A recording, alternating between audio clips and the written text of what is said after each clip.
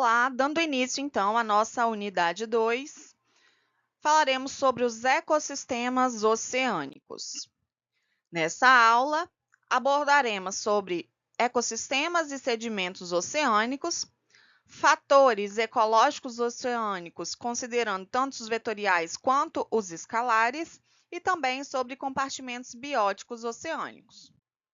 Enquanto se trata dos domínios que acontecem nos oceanos, nós vamos ter basicamente dois domínios. O domínio pelágico, que se trata dos organismos que vivem na massa d'água, ou seja, em toda essa parte azul que vocês estão vendo na imagem, né? Existem aí uma biodiversidade enorme, e também aqueles organismos que fazem parte do domínio bentônico, ou seja, associados ao fundo desse oceano. Fundo esse que pode estar mais próximo à superfície, como na zona das marés, né? Ou mesmo em profundidades maiores.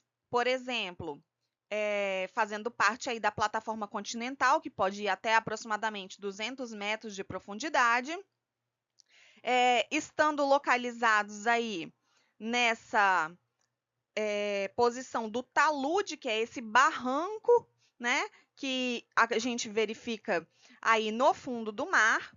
Podem estar também nas planícies oceânicas, nas planícies abissais, e que podem, inclusive, nessas planícies abissais, estarem presentes nessas fendas, né, que podem chegar aí a 11 mil metros de profundidade, como o exemplo da Fossa das Marianas.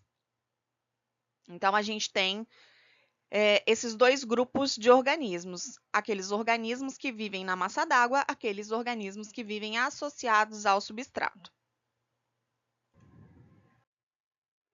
Quanto aos tipos de sedimentos que a gente encontra nos oceanos, a gente vai ter os sedimentos de origem continental, que são aqueles que vêm originados a partir da intemperização das rochas e, portanto, vão estar mais associados nas regiões de plataforma continental. Temos os sedimentos biogênicos, que são formados por decantação de estruturas esqueléticas de algas microscópicas, né? Que podem ter seus esqueletos silicosos ou calcários, e uma vez que ao longo dos milhares e milhares e milhões de anos essas algas vão morrendo, esses esqueletos eles vão se decompondo e fazendo uma camada de centenas de metros de estrutura calcária e silicosa. Inclusive, essas camadas podem ser extraídas para função industrial. Existem algumas indústrias que fazem a extração desse tipo de material para a produção de abrasivos, para a produção de dentifrício, que são as pastas de dente, né? Por exemplo. Existem também aqueles sedimentos que vêm originados a partir de erupções vulcânicas. E, por último, aqueles sedimentos autóctones, ou seja, formados pela decantação de substâncias químicas que estão presentes ali na própria massa d'água. Quando a gente para observar como esse sedimento está distribuindo no planeta, vamos observar, nos atentar principalmente para o sedimento aqui, ó, que está marcado no globo em azul, que são os sedimentos calcários, e em verde, que são os sedimentos silicosos. Vejam a grande abrangência que eles possuem. E como contribuintes dos esqueletos calcários, a gente vai ressaltar aqui dois grupos, os foraminíferos e os pterópodos, que são caramujos, que têm suas carapaças calcárias. E para o sedimento silicoso, nós vamos destacar aqui os radiolários e as diatomáceas, que têm suas carapaças, então, silicosas. Quando se trata dos fatores ecológicos dos mares e oceanos, a gente vai dividi-los em fatores vetoriais e fatores escalares. Para os fatores vetoriais, nós iremos falar das ondas, das marés e das correntes. Aqui a gente tem uma imagem representando, né, a formação das ondas. Ondas essas que são formadas nas profundezas dos oceanos a partir do vento. Observe que o contorno das costas ela vai determinar o padrão de refração na profundidade crítica, promovendo em alguns locais deposição de sedimento, principalmente em regiões de embaiamento, locais de praias, por exemplo, que têm reentrâncias ali no seu relevo, e em outros locais, principalmente em pontas rochosas, em que a velocidade é muito grande, não dando tempo para deposição de sedimentos, ali então eu vou ter fragmentos rochosos. Então eu tenho erosão na margem côncava e sedimentação na margem convexa. Outro fator vetorial importante são as marés. As marés elas vão ser influenciadas pela posição do Sol e da Lua, né? Para que seja somado aí ou não as forças gravitacionais. Então, nós temos aqui dois exemplos. Nessa primeira imagem, a gente vai estar observando o Sol alinhado com a Lua, nos momentos em que a Lua está na sua fase nova e cheia. O globo terrestre, a gente está sendo observado a partir do Polo Norte. Então, a partir do momento que alguém no Equador estiver nessa parte de cima ou nessa parte de baixo, ele vai estar, então, tendo uma variação de maré diferente de quem estiver aqui nessa lateral esquerda ou direita, né? Uma vez que quem estiver na posição do Equador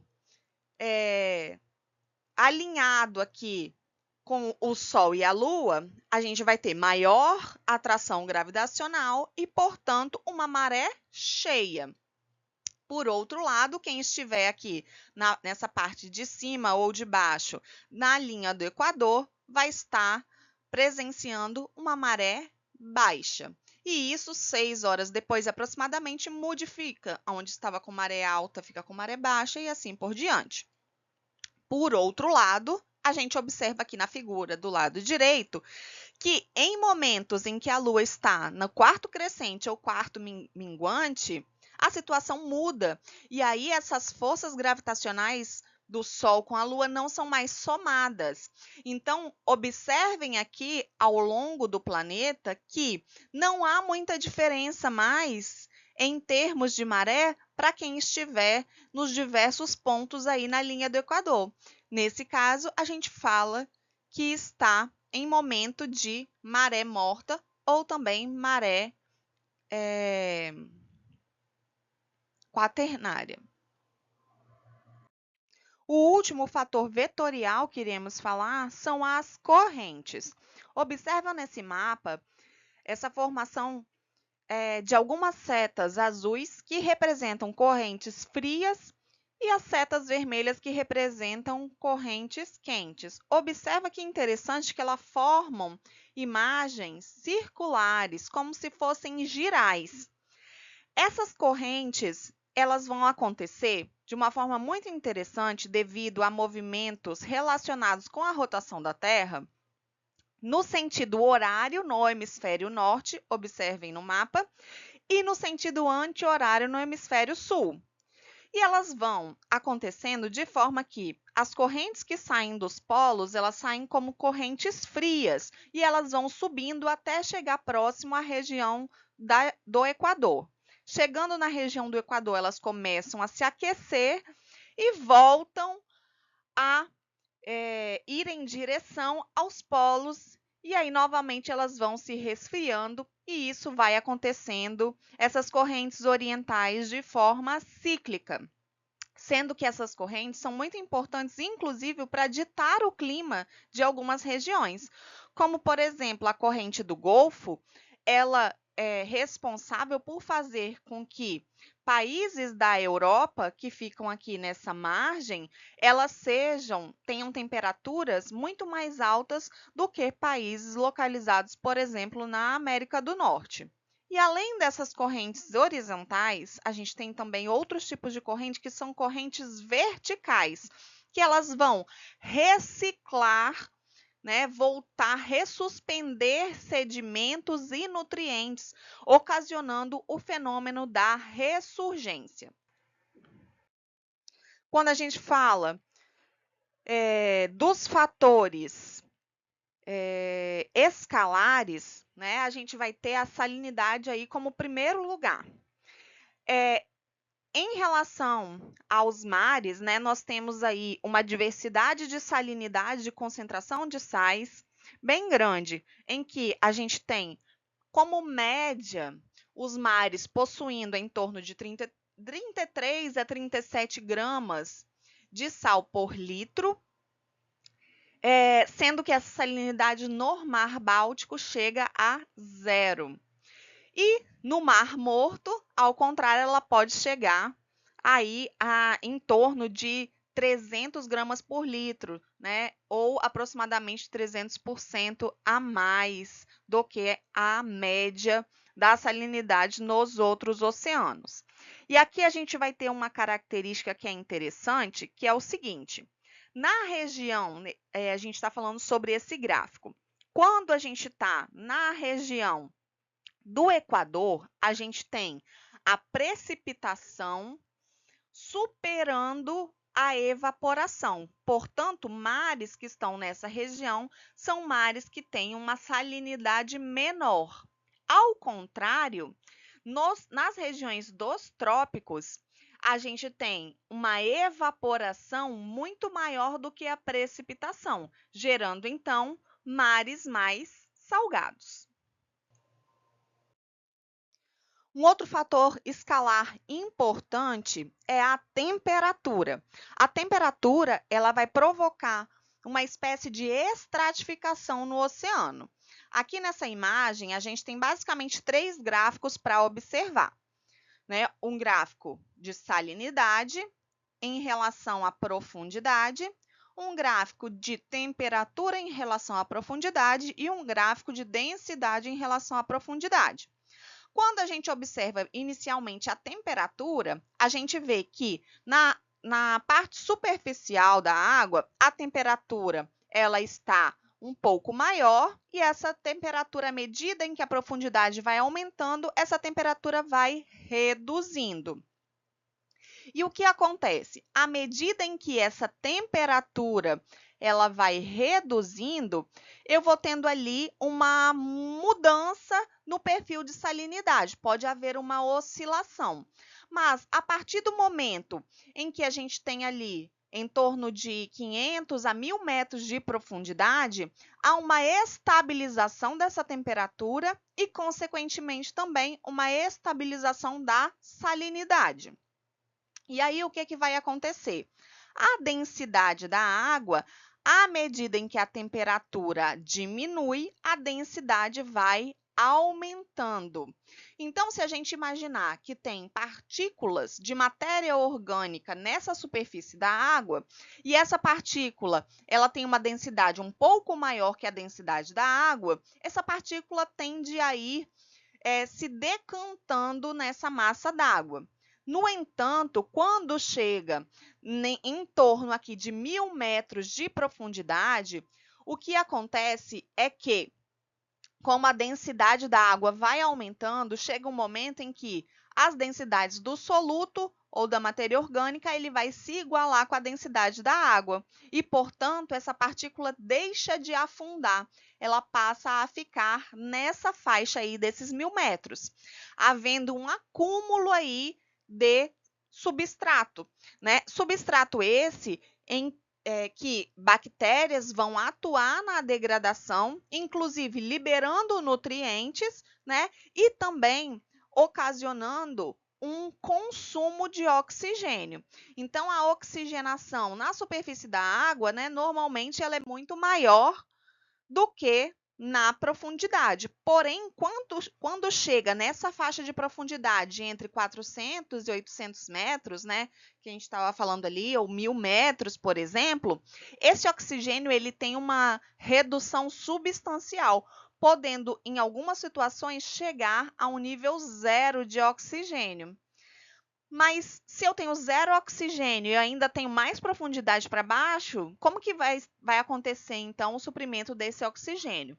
Bom, em profundidades maiores do que aí esses 1.000 metros, a gente vai ter um suprimento de oxigênio graças às correntes de água fria, que elas têm maior quantidade de oxigênio dissolvido e elas vêm do polo em direção ao Equador, proporcionando então aí uma oxigenação desses ambientes e permitindo com que haja então organismos, né, vivendo nestes locais. Um outro fator escalar muito importante é a luz. Nós sabemos que na parte superficial dos oceanos há uma grande incidência luminosa. Incidência luminosa essa que vai ultrapassar a fase crítica ou o ponto crítico, que é aquele ponto em que eu tenho a fotossíntese superando a respiração.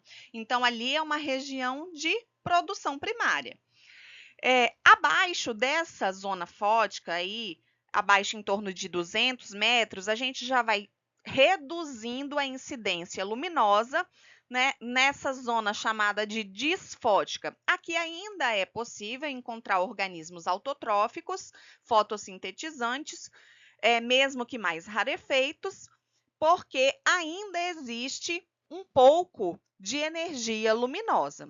No entanto, enquanto a gente vai descendo ainda mais, né, aí abaixo dos 1.000 metros, por exemplo, a gente já entra numa zona afótica, uma zona que não recebe luminosidade. E aonde as comunidades, né, são bem menores, a biodiversidade é bem mais restrita, mas existem alguns organismos que habitam essas regiões e que, inclusive, podem ser organismos autotróficos, mas não fotossintetizantes, né? E sim organismos quimiosintetizantes. Um outro fator escalar muito importante são os nutrientes.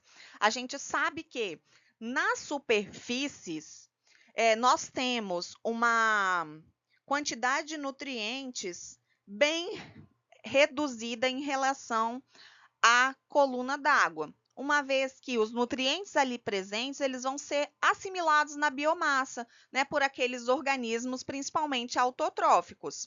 No entanto, essa estratificação que acontece, ela vai mantendo nutrientes aprisionados nas regiões mais profundas.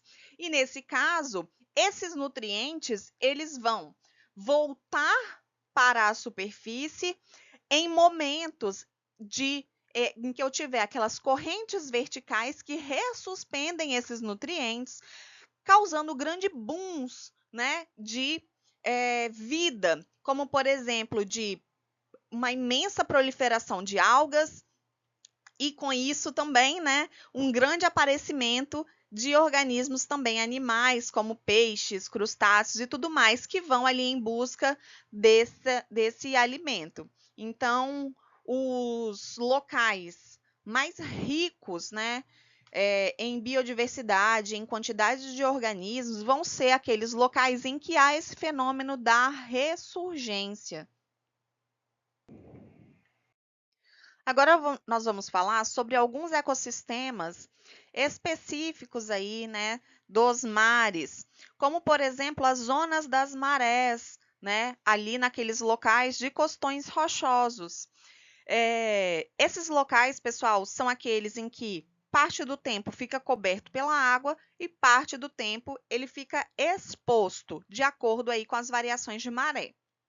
Essas regiões, elas possuem alta densidade e riqueza de organismos macroscópicos, ou seja, é um ambiente muito bacana quando a gente tiver oportunidade de ir para a gente observar a vida marinha ali, né? Muitos desses organismos, inclusive, são organismos sésseis que ficam ali aderidos naquele substrato.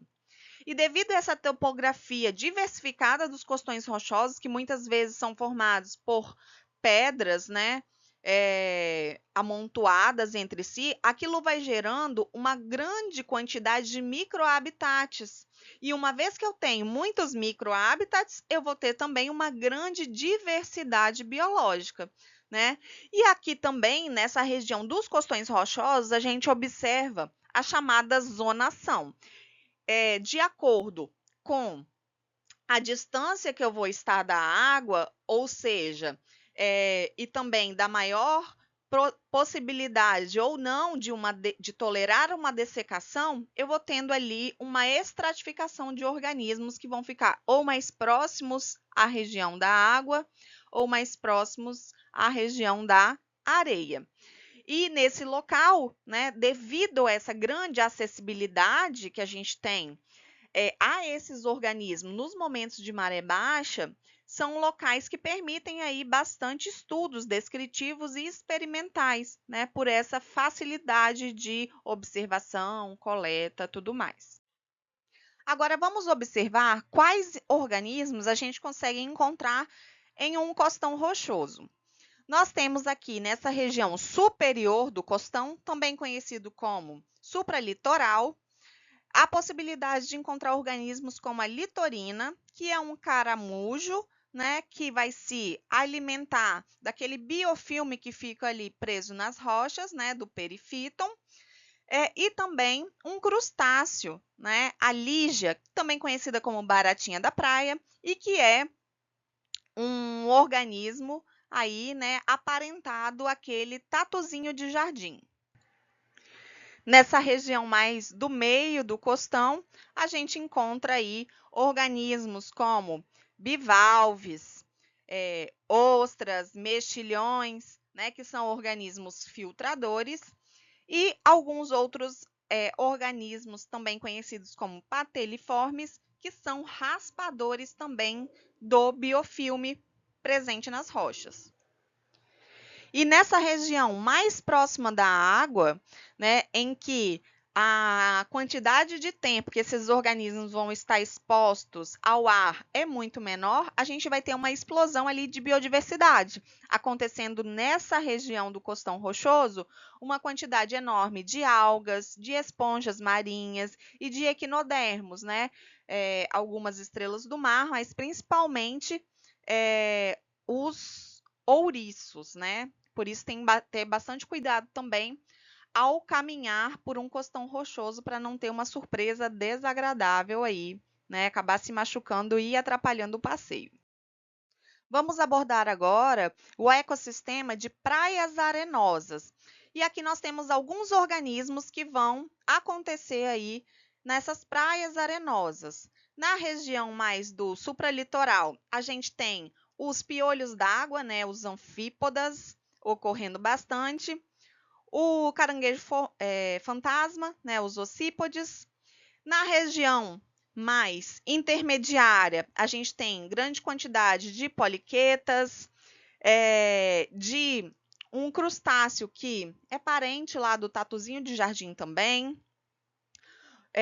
de bivalves como o Donax, né, que tem a capacidade ativamente de se enterrar na areia à medida que vem uma onda ou um vento e desenterra. Ele tem a capacidade de se enterrar ativamente. Temos ali também as tatuíras, né, que vão estar compondo a biodiversidade nessa região. E na parte mais próxima à água, nós vamos exemplificar aqui como o Ceritium, né, que são alguns organismos, né, que vivem em conchas, e também crustáceos como o camarão fantasma, o Calliquitros. Por último, vamos falar do ecossistema de recifes de coral. E nesses ambientes que formam como se fossem edificações calcárias enormes, né? A gente tem a participação ali de organismos muito importantes para que isso tudo funcione, né? Normalmente, esses recifes de coral, eles estão localizados em regiões que eu tenho alta temperatura, né? E que também tenha condições de luminosidade e para que os organismos que compõem esses corais, eles possam, então, sobreviver. Nessa região dos corais, a gente tem uma importante relação mutualística que acontece entre os pólipos ali dos corais com algas unicelulares, que são as chamadas zooxantelas. Então, como que acontece nesse mutualismo? A gente tem as algas produzindo ali matéria orgânica e fornecendo parte dela para os pólipos, e nós temos os pólipos absorvendo a matéria inorgânica e repassando parte delas para as algas também, né? A gente tem nesses ambientes uma situação que acontece graças a impactos ambientais, que é o branqueamento desses corais. O branqueamento desses corais nada mais é do que a morte, né, dos organismos que compõem esses corais, ou das águas, ou dos pólipos, ou dos dois, né, fazendo com que esse ambiente, então, ele não tenha mais